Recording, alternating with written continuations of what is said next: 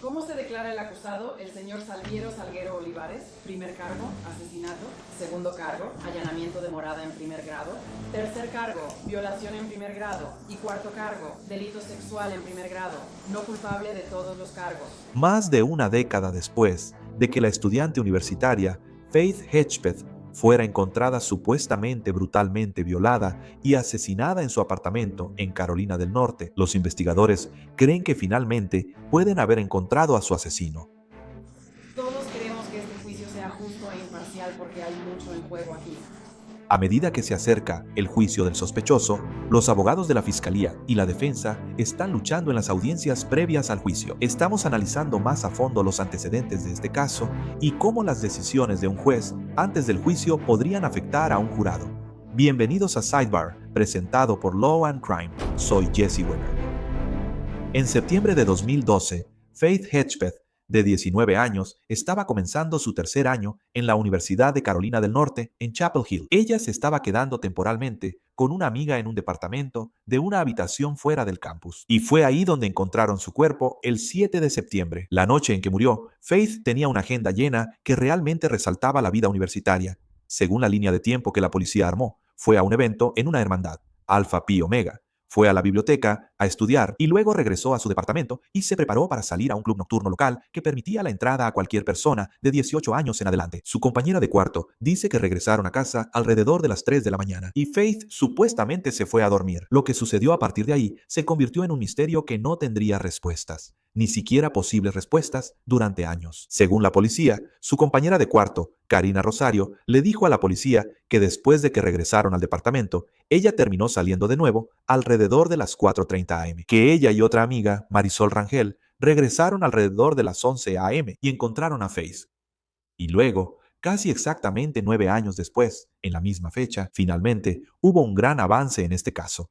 Usando genealogía genética, de la que ya hemos hablado antes en este programa, que ayuda a conectar a las fuerzas del orden con posibles sospechosos a través de sus familiares, la policía de Chapel Hill obtuvo una coincidencia de ADN, una posible coincidencia de ADN, y no era quien ellos esperaban. Y vamos a llegar a eso en un momento, pero quiero regresar a 2012, al inicio de la investigación, porque esto es lo que decía una solicitud de orden judicial presentada por la policía sobre el descubrimiento del homicidio el 7 de septiembre. Cito: cuando los oficiales llegaron, fueron recibidos por la inquilina principal, Karina Lynn Rosario, quien informó que había visto a la víctima, Faith Hedgepeth, y que no respondía. Rosario permitió que los oficiales entraran al departamento. Los oficiales realizaron una revisión inicial de seguridad y encontraron a Hedgepeth muerta en una recámara, sobre una cama, boca arriba. El cuerpo de la señorita Hedgepeth estaba colgando de la cama sobre un charco de sangre, con su camisa negra subida sobre la cabeza. No tenía ropa de la cintura para abajo. Había salpicaduras de sangre en el closet y un producto femenino usado estaba junto a ella en la cama. Y según la policía, en el centro de la cama había una nota, aparentemente escrita con bolígrafo en una bolsa blanca de comida para llevar. Y decía, cito: no soy idiota, perra. Celosa. Una autopsia, según el Daily Tar Heel, encontró que Faith fue golpeada hasta la muerte. Estamos hablando de un traumatismo severo por objeto contundente en la cabeza. El News and Observer informa que los investigadores creen que fue golpeada repetidamente con una botella vacía de ron Bacardi, la cual supuestamente tenía sangre y tejido en ella. Muy bien, antes de continuar con esto, tengo que mencionar algo. Creo que es muy importante. El periodo anual de inscripción de Medicare está a la vuelta de la esquina. Y si tú o alguien que amas tiene Medicare, realmente deberías prestar atención, porque la verdad es que Medicare puede ser muy frustrante y sinceramente bastante confuso. Millones de personas mayores están en el plan equivocado de Medicare y ni siquiera lo saben. Por eso te estoy hablando de Chapter. Chapter tiene asesores independientes e imparciales de Medicare que reciben un salario fijo. No ganan por comisión, así que no están tratando de venderte algo. Ellos te ayudan a entender tus opciones y a encontrar el plan que mejor se adapte a tus necesidades. La llamada es completamente gratuita. No hay presión para inscribirte en nada. Si ya tienes el plan correcto, te lo dirán. Si hay una mejor opción para tu situación, te guiarán paso a paso. La mayoría de las personas pueden revisar sus opciones en menos de 20 minutos. Y, históricamente, las personas mayores que han trabajado con Chapter han ahorrado un promedio de más de $1,100 al año. Así que no dejes al azar tu cobertura de Medicare.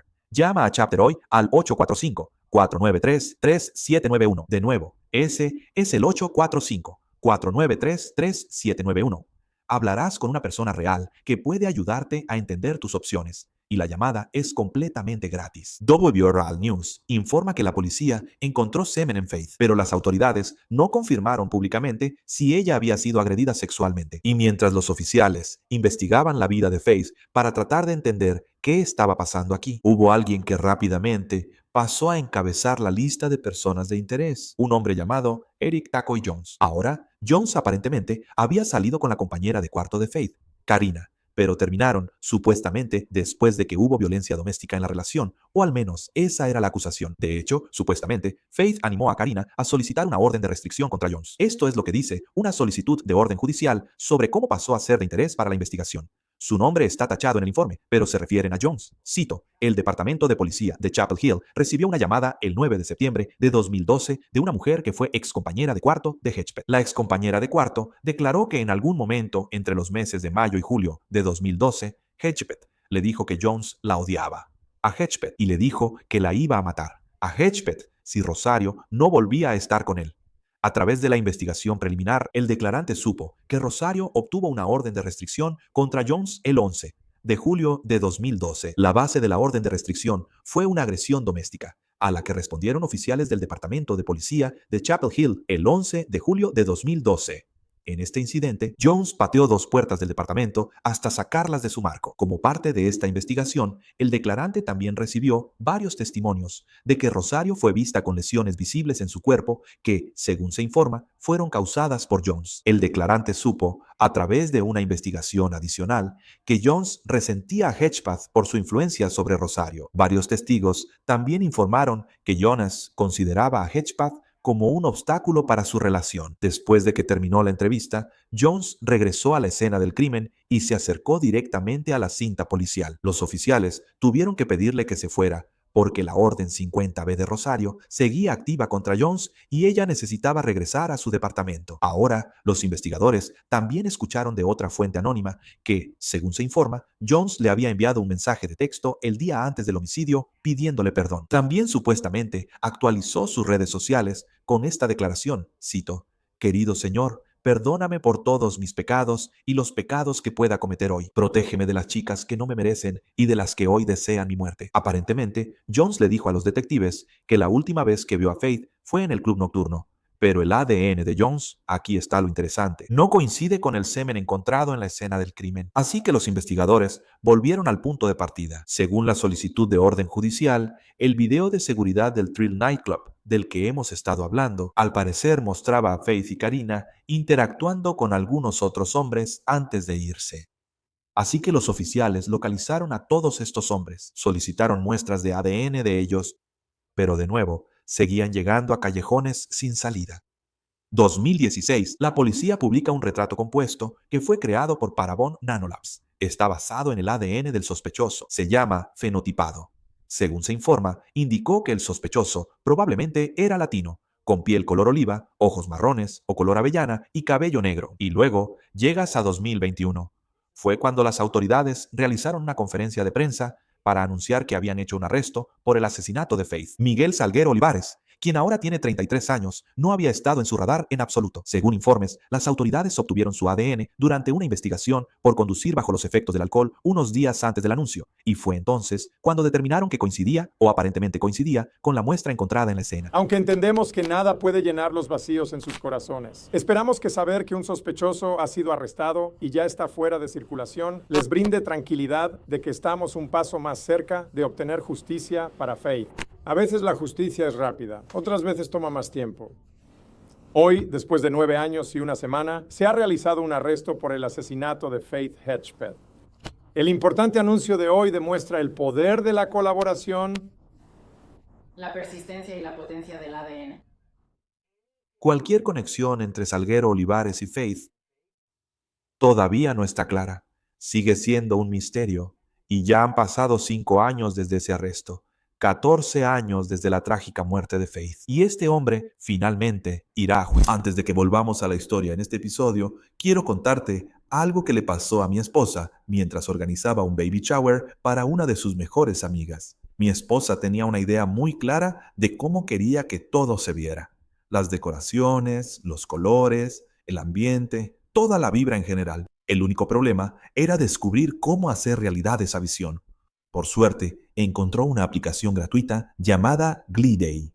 Ella describió la fiesta que tenía en mente y Gleeday organizó todo el evento para ella, gratis. Luego consiguió el kit de fiesta que combinaba. Los globos, el mantel, la decoración, cada detalle fue elegido para hacer realidad su visión y lo enviaron a nuestra puerta en una sola caja. Ya no tuvo que guardar 65 fotos de Pinterest ni pedir cosas que no combinaban. Su visión se convirtió en el baby shower al que los invitados llegaron. Gleeday también le hizo una invitación hermosa con la lista de regalos y las indicaciones, todo en un solo enlace. Ella organizó todo en menos de 5 minutos e incluso la aplicación rastreó las confirmaciones de asistencia y envió los recordatorios automáticamente. Sin tarifas ocultas, sin anuncios, simplemente gratis y muy fácil. Escanea el código QR o haz clic en el enlace en la descripción. Describe tu fiesta soñada y deja que Gleeday se encargue del resto.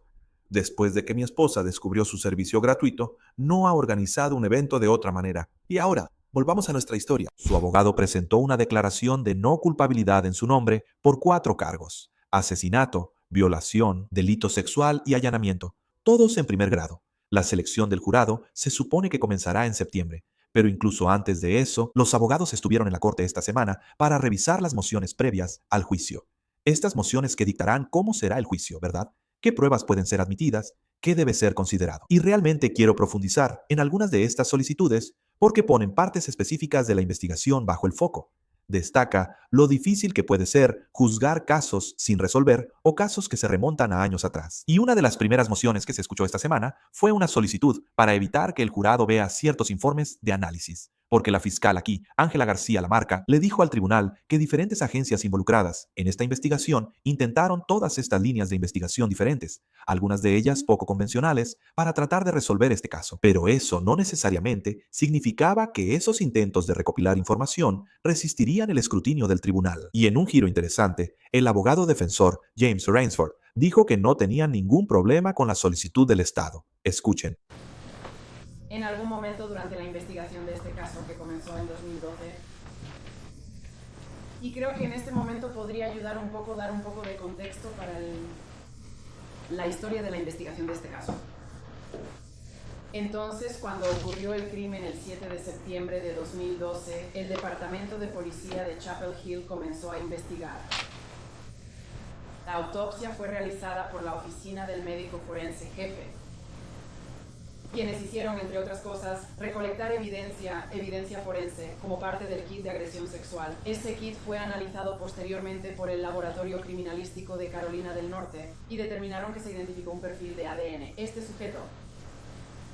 Luego se determinó que ese perfil de ADN del sospechoso estaba presente en otras partes de la escena del crimen. Eso fue en el interior del cuerpo de la víctima, Chapel Hill.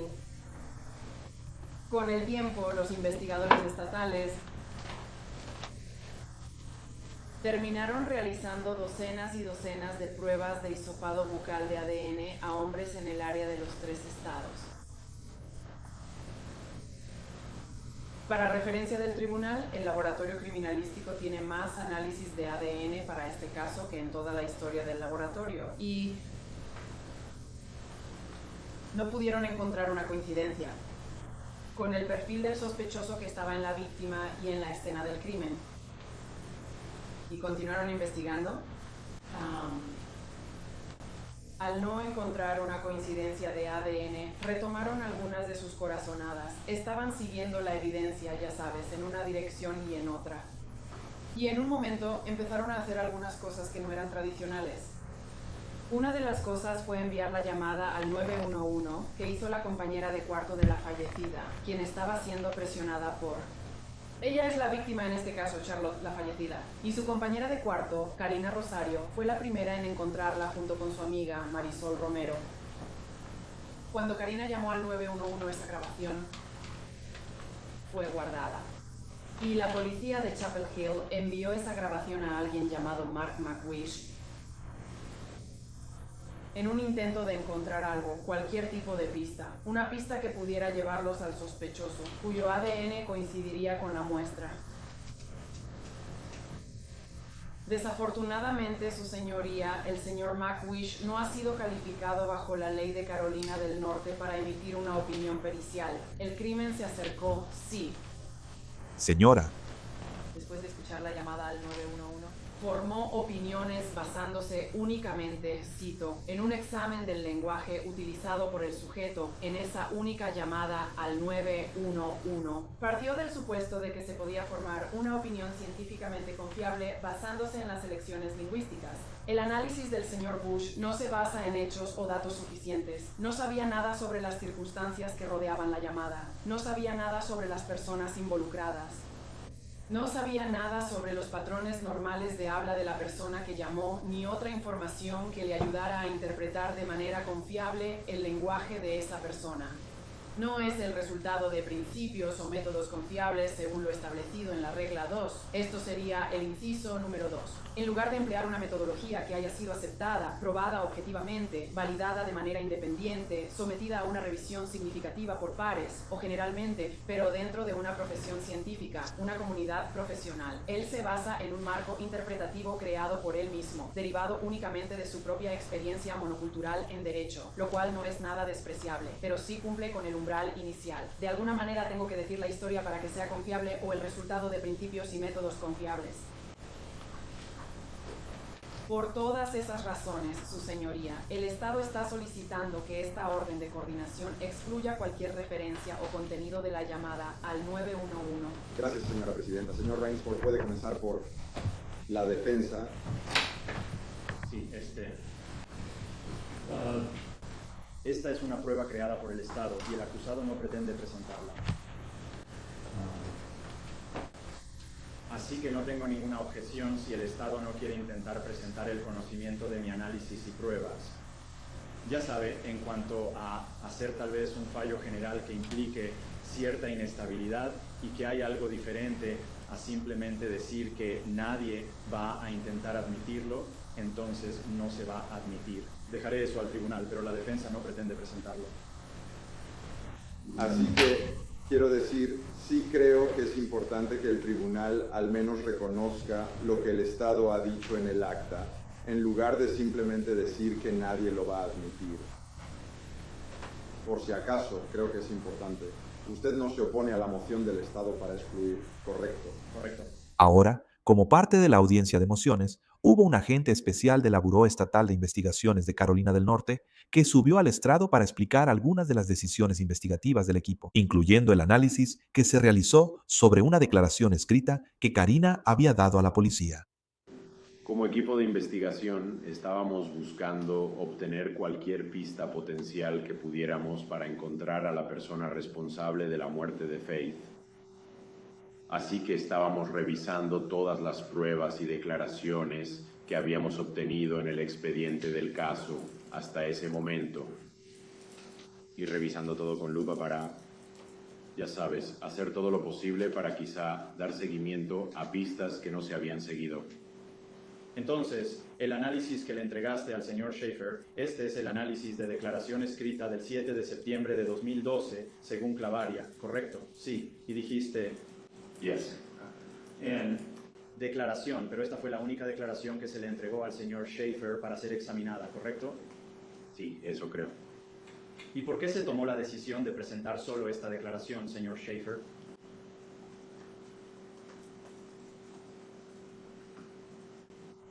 Hasta donde recuerdo, hubo una conversación entre el equipo de investigación sobre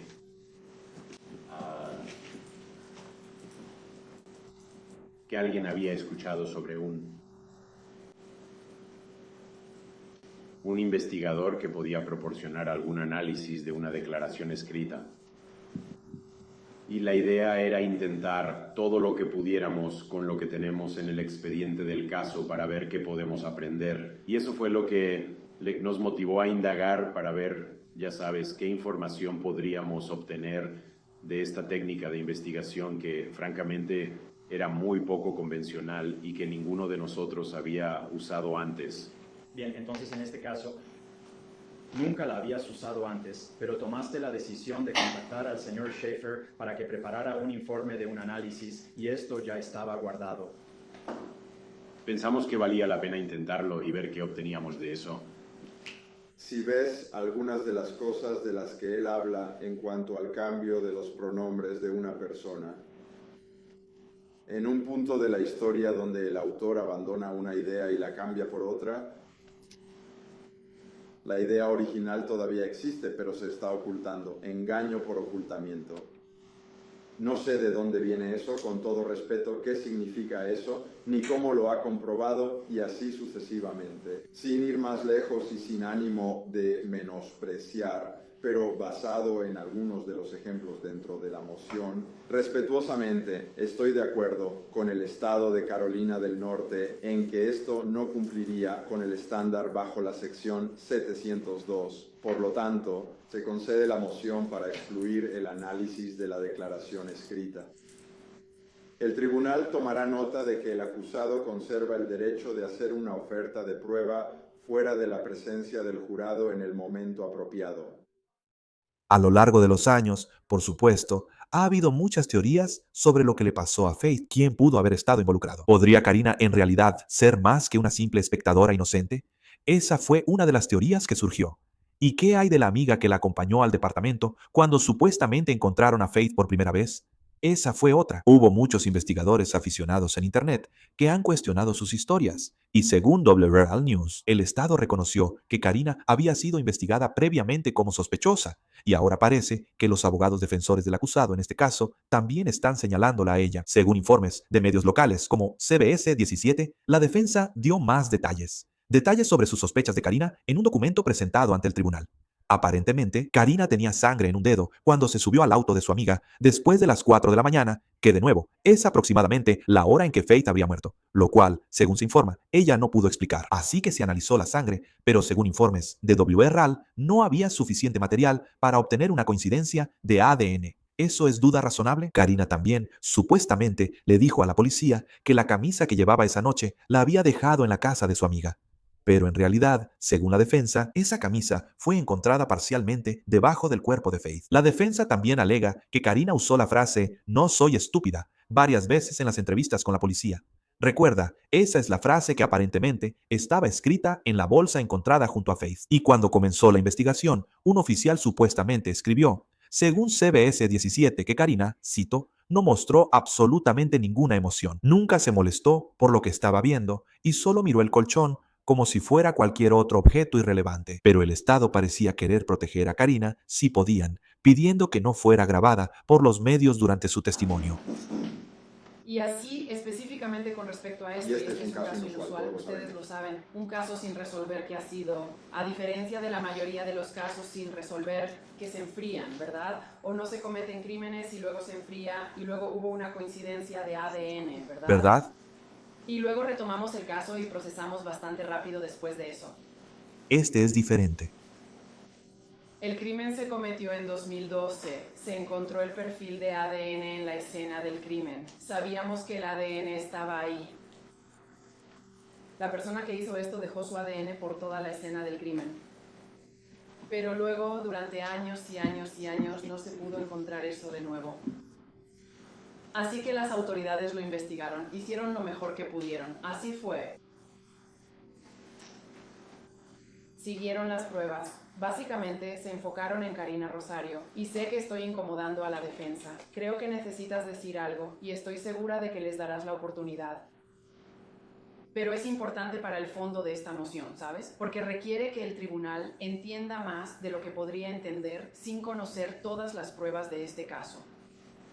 Porque lo que el Estado quiere asegurarse de que podamos hacer es llevar este caso a juicio de manera justa e imparcial. Y para poder hacer eso, las personas que testifican tienen que poder testificar. Y Karina Rosario resulta ser la última persona que vio a Faith Hedgepeth con vida.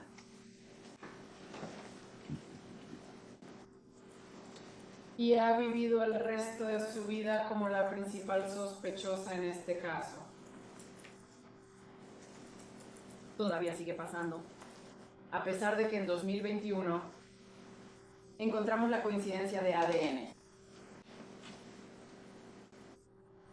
Y ella ha seguido viviendo bajo el escrutinio constante del debate público en torno a este caso. Sigue siendo la presunta participante.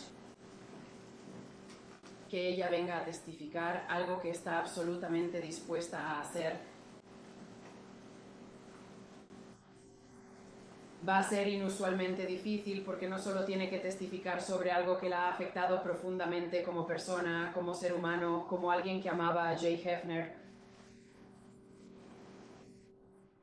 pero tiene que testificar bajo las luces, las cámaras y el juicio del mundo. Y la fiscalía está realmente preocupado de que cuando ella suba al estrado,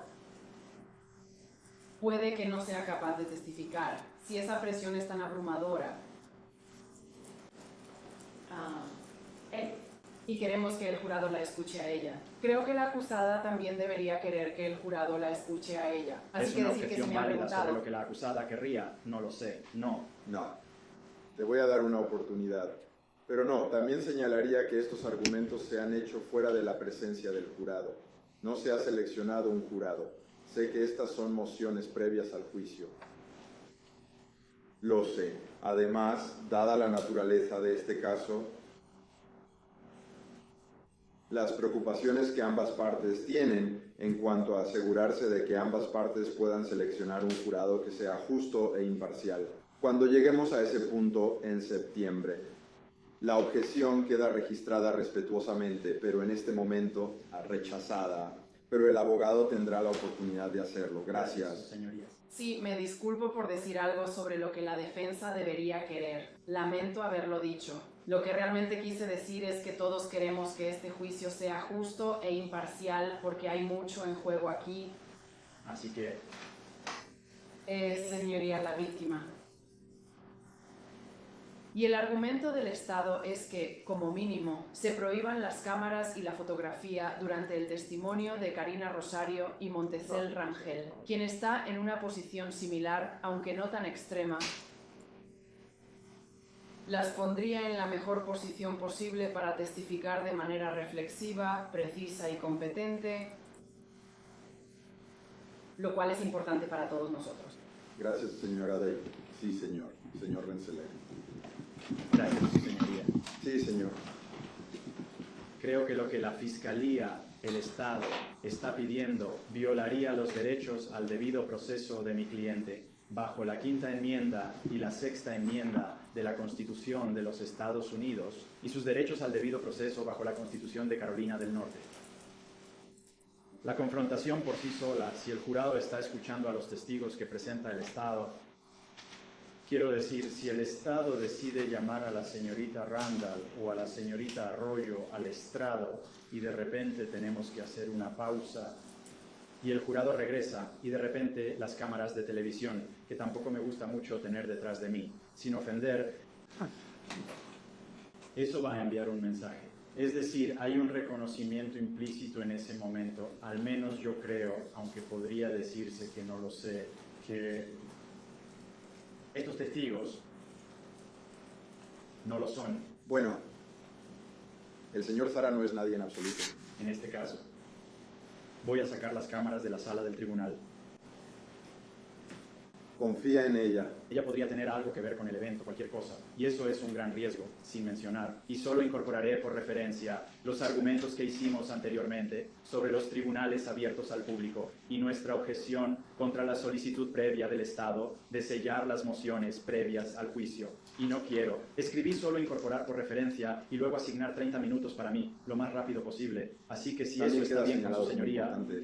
no quiero que la gente se enferme en un momento. Así que, pero sí creo que eso también afectaría el derecho a que los tribunales estén abiertos al público y a contar con un testimonio preciso. Y por eso creo que el señor Rosario está en una posición única. Y creo que, con suerte, esto aliviará cualquier posible temor que tenga, ya que tiene varias entrevistas grabadas. No muy diferente de las de la señorita Ringwald también. Entrevistas grabadas previamente. Así que, a diferencia de muchos testigos que no tienen la capacidad de regresar y ver realmente lo que dijeron en un momento anterior, ellos sí tienen esa capacidad. Con suerte, al poder revisar con ellos sus conversaciones previas con las autoridades, podrán tener una idea más precisa de lo que le dijeron a las autoridades. Porque, de nuevo, hablo de años. Eso es mucho tiempo. Y hay presión cuando testificas. Eso va a ser así para cada testigo. Y esto, en la moción, en el párrafo, quiero asegurarme de citar el correcto. Creo que era el párrafo 4. El Estado alega que la señora Rosario también ha soportado una cobertura mediática intensa y constante, vilipendiándola e insinuando que de alguna manera estuvo involucrada en la brutal violación y asesinato de su mejor amiga. Primero, objetaría. Quiero decir, mi cliente es inocente hasta que se demuestre su culpabilidad. O decir que fue una violación brutal es asumir hechos, no pruebas, y es algo que podría ser absolutamente impugnado. Más allá de eso, esto deja fuera a las autoridades. Quiero decir, en esa historia que transmitió la cadena nacional ABC 2020, ahora la jefa de policía, Alisa Leakey, dijo, cito, si sabes, ella nos está dando toda la información que conoce y si esa información es veraz, sabes, eso sigue bajo investigación. Y decir que los medios han vilificado al señor Rosario, quiero decir, esa es una declaración de las autoridades, no son los medios diciendo nada. Así que creo que es importante aclarar que no son los medios generando una narrativa. Y por eso creo que también sería, si estuvieran solicitando, ya sabe, al señor Rosario, por ejemplo, por parte del Estado, que las cámaras se retiren de aquí, ya sabe, puede relajarse ahora, o algo que pareciera indicar que se le estaba complaciendo porque su testimonio era, ya sabe, veraz, y que no queremos cámaras aquí y ahora. Puede decirle a todos lo que sabe, porque sabemos que lo que está diciendo es la verdad, y creo que eso es avalar su credibilidad. Creo que la moción en sí misma podría verse como una forma de respaldar la credibilidad de un testigo que es, según las propias declaraciones de las fuerzas del orden, alguien a quien ellos mismos han investigado. Y a mí no me queda claro que no sigan haciéndolo, así que por todas esas razones creo que esta moción definitivamente debe ser rechazada y creo que sería un error constitucional, tanto a nivel federal como estatal, permitir la moción del Estado. Así que el juez terminó rechazando la solicitud de proteger a Karina de las cámaras. Pero es importante señalar que Karina no enfrenta, ni ha enfrentado nunca, ningún cargo en relación con la muerte de Faith. Ahora, en cuanto al acusado aquí, Salguero Olivares, él irá a juicio en el condado de Durham a partir del 28 de septiembre. Si es declarado culpable, enfrentará una sentencia de cadena perpetua. En cuanto a la familia de Faith, la comunidad de Chapel Hill, ellos esperan que esto finalmente signifique justicia para una joven que tenía un futuro tan prometedor. Carolina es un lugar diferente gracias a Faith. Su compromiso con sus compañeros de estudios, nuestra comunidad indígena americana y sus raíces tribales, Haliwa Saponi, lo sienten muchas personas hoy. Faith fue y sigue siendo una Tar Heel y nunca la olvidaremos. Según The News and Observer, ahora existe un fondo conmemorativo de becas Faith Hedgepath que ayuda a mujeres nativoamericanas de una tribu de Carolina del Norte a obtener una educación superior. Eso es todo lo que tenemos para ustedes por ahora aquí en Sidebar. Muchas gracias a todos por acompañarnos. Y como siempre, por favor, suscríbanse en YouTube, Apple Podcasts, Spotify o donde sea que escuchen sus podcasts. También pueden vernos en Peacock de NBC. Si quieren seguirme en X, Instagram, mi programa en News Nation, Jesse Weber en vivo, de lunes a viernes a las 11:00 p.m., hora del este. Hasta la próxima, todos.